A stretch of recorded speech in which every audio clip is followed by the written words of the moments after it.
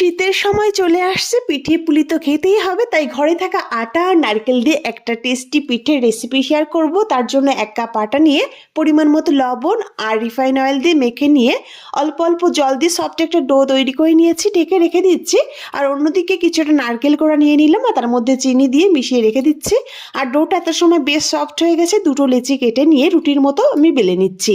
রুটির মতো বেলে নিয়ে কৌটার মুখ নিয়ে এইরকম সাইজের আমি কয়েকটা লেচি কেটে নিলাম, যতগুলো সম্ভব। এবার একটা লেচি হাতে নিয়ে কিছুটা নারকেলের পুর দিয়ে এবার আটকে দিচ্ছি।